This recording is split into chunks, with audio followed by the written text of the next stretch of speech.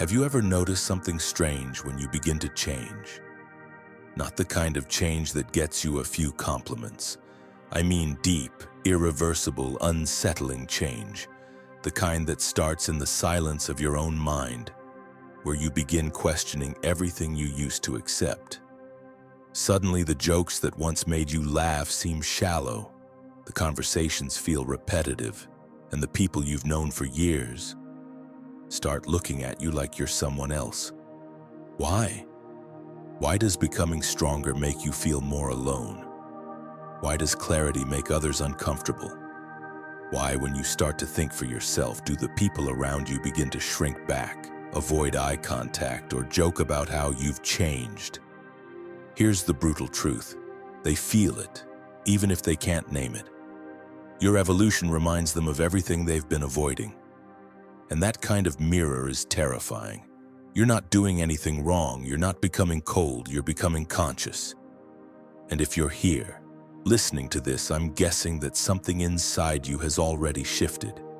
You don't fit where you used to. You're beginning to see the cracks, the emptiness behind the smiles, the noise behind the small talk. You've outgrown the mental leash, and now you're pacing at the edges, wondering what's next. Let me be clear, this video isn't self-help. It's not about how to be 10% more productive or how to win arguments with clever tricks. This is about building a mind so strong it terrifies people. Not because you're aggressive or arrogant, but because your very presence becomes a challenge to mediocrity. Because when you're no longer afraid of discomfort, rejection, or solitude, you become something rare. And rare things always unsettle the common. Friedrich Nietzsche understood this better than most. He wasn't just a philosopher, he was a volcano, a destroyer of illusions. He didn't whisper truth, he screamed it. Through pages that burned with rebellion, he challenged the foundations of comfort, morality, and meaning. But here's the twist. Nietzsche didn't write for the masses, he wrote for the few. For the ones on the edge. For the minds willing to break before they bend. For those courageous enough to destroy what isn't theirs and build something entirely original. If that's you, if you've ever felt like your mind was outgrowing your environment, your relationships, or even your former self, then this message is not only for you, it's about you. This is a call to arms, not for a fight with the world, but for a war within yourself.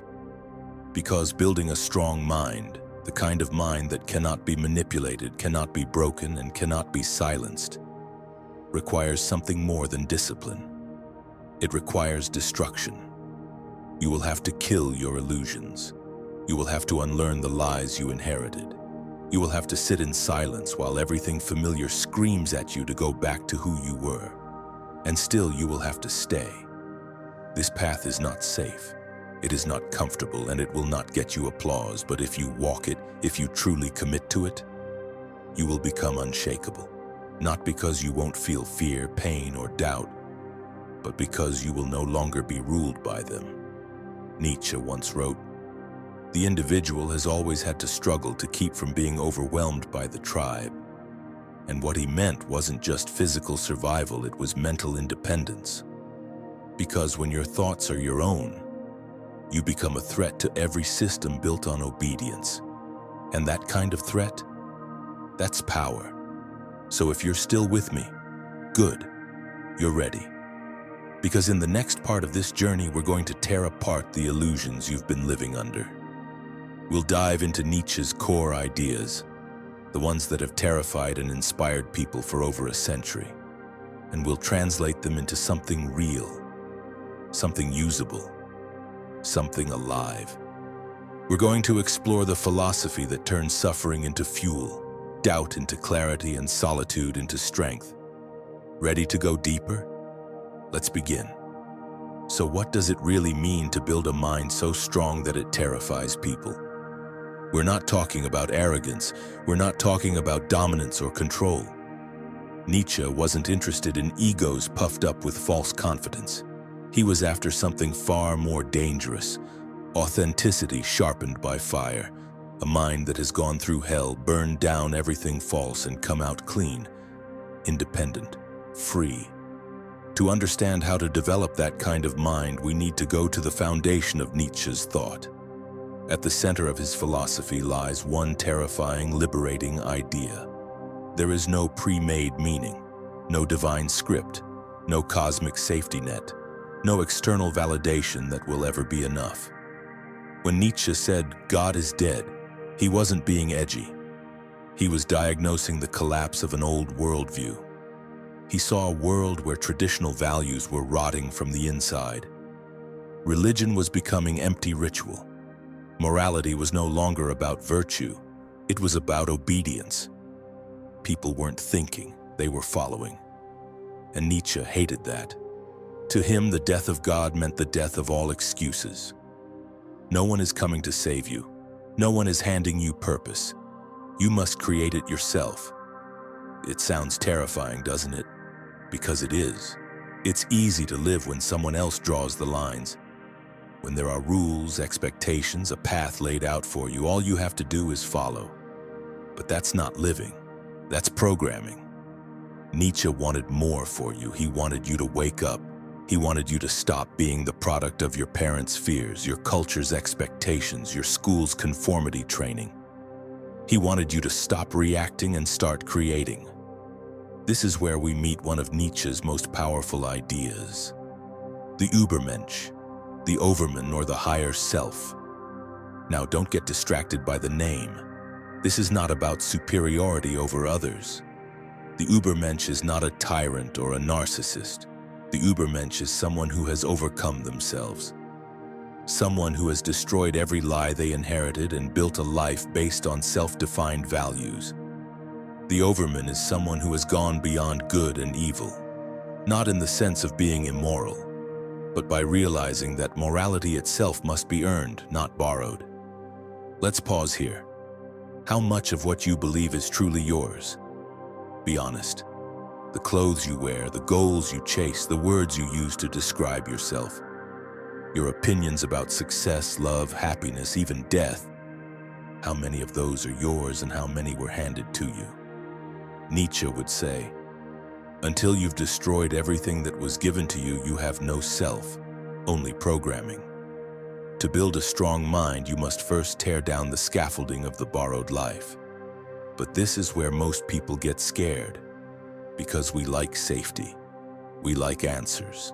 We want the GPS coordinates for happiness.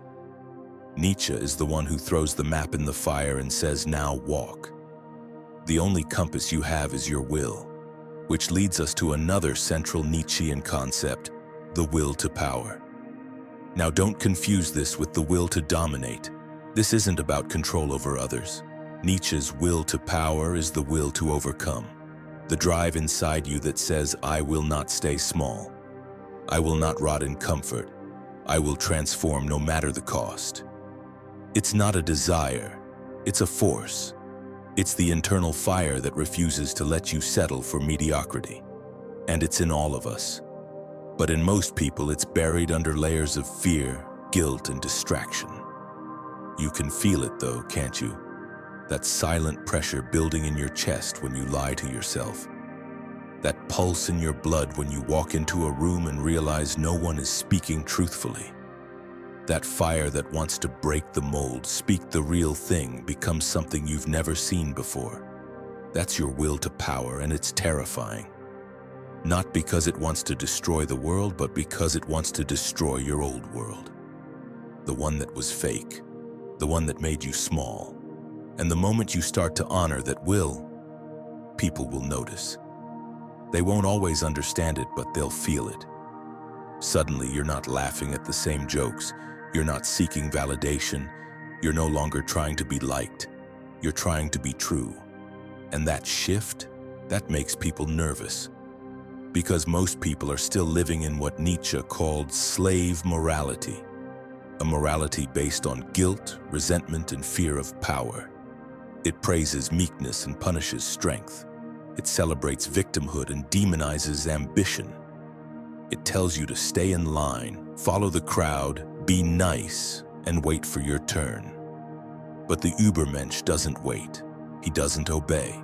He creates his own values, not to be rebellious, but to be free.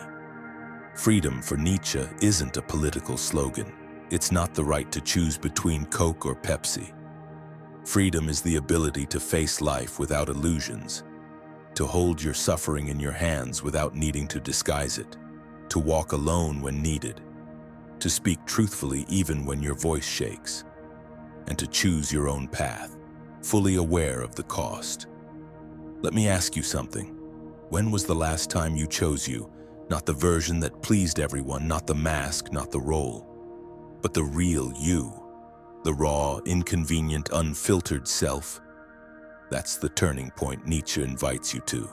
The choice to abandon the herd, to leave behind the comfort of borrowed beliefs, to destroy what's false, even when it hurts, and to stand in your own authority, even when no one claps. Because only then, only after that fire, can you begin to build a mind so strong it terrifies, not because it threatens violence, but because it threatens illusions. A mind like that becomes a mirror, and when others look at you, they're forced to see everything they've avoided in themselves. That's why strength is feared, because it demands honesty. But here's the catch. Nietzsche didn't just warn us about the power of truth, he also warned us about the price of ignoring it. And in the next part, we're going to look at that price, because most people choose comfort over truth, and the cost of that choice, it's higher than you think. Let's go there now. Most people will never build a mind that terrifies, not because they can't, because they won't, because the path is too brutal, too exposing, too real. And instead they choose something else. They choose comfort. It's not even conscious most of the time. It's quiet. You compromise once, then again. You stay silent when you want to speak. You agree to be liked. You laugh when you don't feel like laughing. You say yes to stay safe. And slowly, your truth withers. Your strength doesn't die in a fire. It dies in comfort, in politeness, in compromise. This is what Nietzsche feared most, the domestication of the human soul. Not by governments, not by tyrants, but by ourselves, by the voice inside that whispers, don't make things hard, just be like everyone else.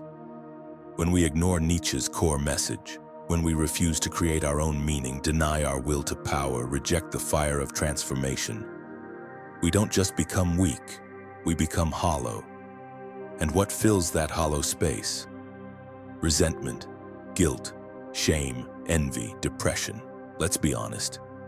Most people walk around with a smile that hides a funeral. There's a death happening inside, and they know it. They just can't explain it. Why am I always anxious? Why do I feel like I'm faking it? Why does success feel so empty? Why do I sabotage myself every time I get close to what I want? Nietzsche had the answer. He believed that when you betray your inner truth long enough, the psyche revolts. You can't lie to your soul forever. You can distract it, you can numb it, but eventually, it shows up in sleepless nights, in unexplained anger, in that aching sense that you're not living your life, just playing a role. This is what he called slave morality in full effect, a moral system not born out of power but out of fear. You obey not because it's right, but because you're scared. You behave to be accepted. You lower your voice to not offend. You kill your ambition to not be judged. And over time, the most dangerous thing happens. You forget who you were before the world told you who to be. You lose the thread, the fire that once burned in you as a child, the one that asked, why not? It becomes a flicker, buried under routine and approval-seeking. This is what Nietzsche meant when he talked about spiritual sickness, a kind of quiet decay that eats you from the inside. You look fine, you sound fine, you even achieve success, but you know deep down you're not alive, you're just surviving. And the tragedy? You've done everything right. You followed the rules, you stayed in line, you chased the goals everyone said would make you happy. And yet here you are, wondering why it all feels so fake. That's the dark side of rejecting Nietzsche's challenge. When you don't create your own values, you live by someone else's. And those values were not designed to liberate you. They were designed to control you. This is where the system wins, not by killing your body, but by convincing your mind to cage itself, by making you believe that the strong are selfish, that ambition is greed, that independence is arrogance, that doubt is disloyalty, and so you shrink, bit by bit, year by year, until you wake up one day and realize that the person in the mirror is just a well-trained version of who you could have been. Nietzsche wasn't trying to make people comfortable. He wanted to wake them up, even if it hurt, especially if it hurt, because pain, he believed, was not the enemy. Avoiding pain was. He wrote, "One must still have chaos in oneself to be able to give birth to a dancing star. But what happens if you avoid the chaos? You become numb, you become safe, predictable, controlled, obedient, a mirror of everyone else's expectations. You avoid the terrifying freedom of creating your own meaning, and instead you consume someone else's. And guess what? They love you for it. The system will praise you for being manageable. The crowd will applaud your sameness. Your family will be relieved you didn't make things difficult. Your friends will thank you for not disrupting the group dynamic. You'll be rewarded with smallness. And yet every night some part of you still whispers, this isn't it. You might try to silence it with alcohol, or with work, or endless scrolling, or achievements. But the whisper doesn't stop. Because that's not a voice from the outside. It's your deeper self, still alive, still waiting, still burning. And if you keep ignoring it, that's when the breakdown comes. Sometimes it looks like depression, sometimes it looks like a midlife crisis, sometimes it looks like self-destruction. But underneath, it's the same thing. The consequence of not listening to the chaos, of not answering the call to rise, of refusing the responsibility of being who you are.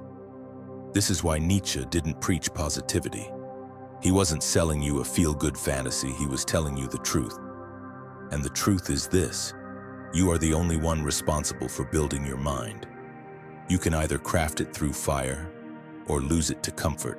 There is no middle ground. And most people, they choose the latter.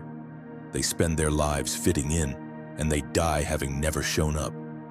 Not because they were weak, but because they were scared of being different, of being rejected, of being powerful. Because here's another brutal truth Nietzsche knew.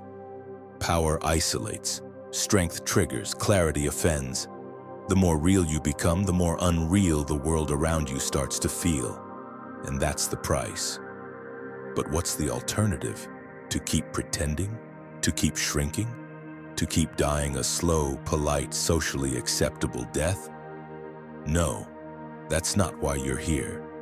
You've felt the cost of playing small. You've lived the consequences of silence. And you know, even if you can't fully articulate it yet, there is more. There's a version of you not built on fear, not shaped by guilt, not waiting for permission, a mind that doesn't flinch, a presence that doesn't apologize, a strength that radiates not because it wants attention, but because it cannot be hidden. And now, we turn to that path, because there is a way out. It's not easy.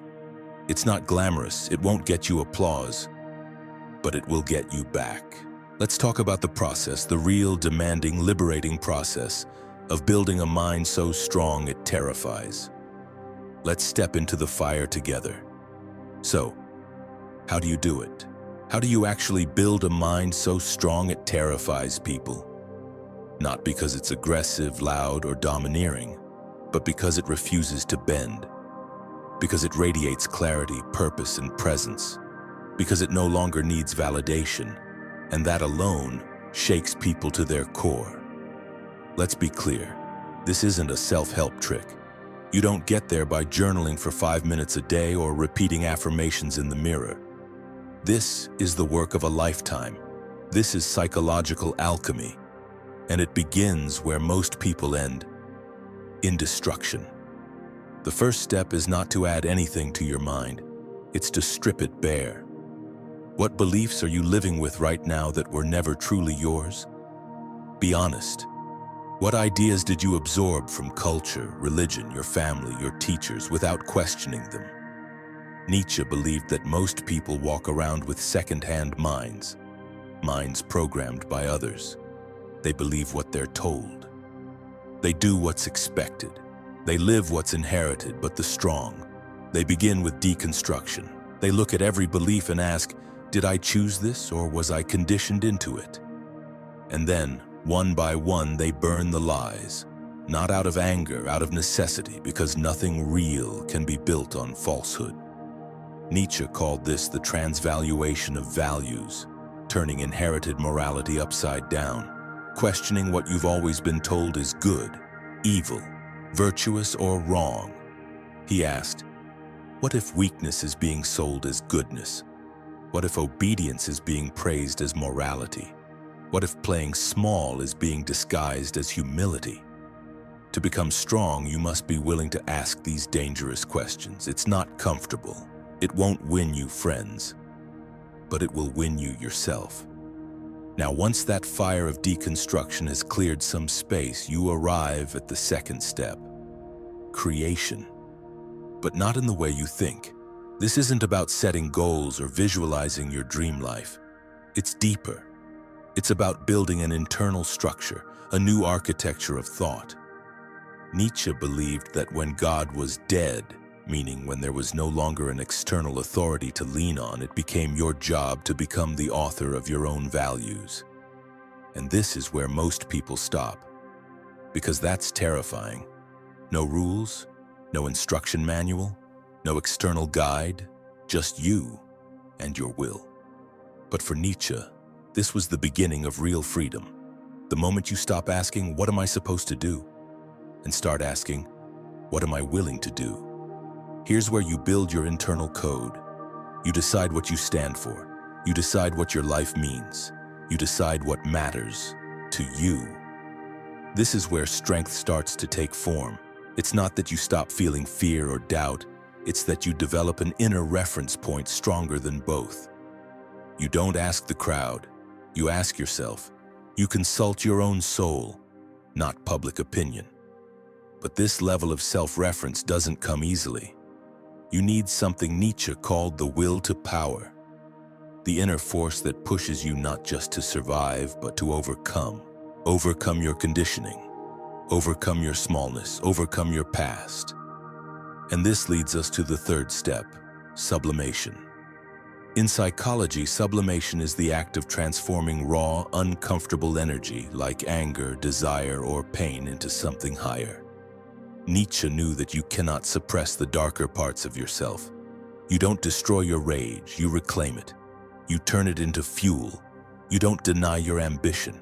You honor it. You let it sharpen you. You don't reject your chaos, you dance with it. This is how you become terrifying, not because you're violent, but because you've made peace with your fire. You don't flinch from it, you've integrated it. Most people are afraid of their own power, so they project that fear onto others. When they see someone who is unapologetically alive, who isn't trying to shrink or appease, it scares them. Because that kind of mind reflects everything they've buried in themselves. And now we arrive at the fourth step, solitude. Nietzsche was relentless about this. You cannot become strong without solitude. Why? Because the crowd dilutes you, the noise distracts you, the applause trains you to perform instead of becoming. Solitude is not loneliness. It's not isolation for the sake of drama. It's the sacred space where you stop pretending, where you stop performing, where the real you can emerge without fear of judgment. In solitude, your mind stops echoing other people's thoughts, and something rare happens. You begin to hear your own voice, but be warned, solitude will test you. You'll feel uncomfortable. You'll want to go back. You'll crave the comfort of fitting in. Don't sit with the discomfort. Let the silence sharpen you. Let your mind detox from the collective hypnosis. This is where you discover your core. And once you find it, once you touch that place inside that doesn't bend for anyone, you never go back. You become different, not because you tried to be, but because you are. Which brings us to the final step, embodiment. This is the phase most people never reach. They read the books, they talk the talk, but when life tests them, they collapse. Why? Because their transformation stayed in the head. It never became action. Nietzsche taught that philosophy should not be academic, it should be lived. It should shape how you walk, how you speak, how you respond under pressure. A strong mind isn't something you think about, it's something you practice every day. It shows up in the way you hold your boundaries, in the way you tell the truth, even when it costs you, in the way you walk away when something insults your soul, in the way you say no without needing to explain yourself. This is embodiment, the final proof that your mind is no longer a slave to fear, approval, or conditioning. It's not about being perfect. It's about being integrated. Your thoughts, your values, your actions, they align. No more split self, no more mask. And that is what terrifies people. Not your aggression, not your opinions, your wholeness, your unwillingness to fracture yourself just to be accepted. Your quiet refusal to betray your truth, even when it costs you everything. That kind of mind, it doesn't shout, it doesn't beg, it doesn't manipulate, it simply is, and its very existence unsettles everything built on lies. That's the reward. But it's also the threat, and if you've come this far in the journey, you already know. You're not like most people. Now let's bring this all together. Let's step back, zoom out, and look at what this journey really means. So here we are. If you've stayed with me this far, it means something in you is already shifting. Maybe it's not fully formed yet, maybe you're still wrestling with it. But the seed has been planted. You're no longer content with being agreeable. You're no longer satisfied with half-truths or shallow approval. You're no longer willing to hand over your mind to the crowd. Because now you know, a strong mind isn't something you're born with. It's something you build through fire, through solitude, through truth. You strip away everything that was never truly yours. And then, brick by brick, value by value, you construct something terrifyingly rare. A mind that cannot be manipulated, a soul that cannot be bought, a presence that does not ask for permission to exist. That's what Nietzsche was really teaching us. Not how to dominate others, but how to stop being dominated by them. Not how to intimidate, but how to liberate yourself from every illusion that kept you small. And yes, this path is uncomfortable. Yes, it's lonely at times. Yes, it will cost you relationships, opportunities, even your old identity, but what you gain is worth it all. You gain clarity, you gain peace, you gain yourself. And here's the thing most people never understand. You don't build a strong mind so you can impress people. You build it so you can survive the chaos of life, so you can stand tall when everything else is collapsing, so you can walk alone if necessary without losing yourself. And that is what makes people uncomfortable, not your words, not your presence, but the fact that you don't need them to know who you are. So let me ask you something, right now in this moment. What belief are you finally ready to let go of? What mask are you ready to burn? What part of your mind has been whispering to you for years, begging you to wake up? Write it in the comments. Say it out loud. Claim it. Because this isn't just a video, this is a mirror. And if you've made it to the end, it's because something in you is ready. Ready to evolve. Ready to separate. Ready to terrify, simply by being whole. And if you're looking for what comes next, if this video shook something loose inside you, watch the next one. It goes even deeper. No fluff, no empty motivation, just truth. Because we don't do comfort here, we do transformation. So if you're ready for that, I'll see you there. Stay dangerous, stay honest, stay awake. You've already begun.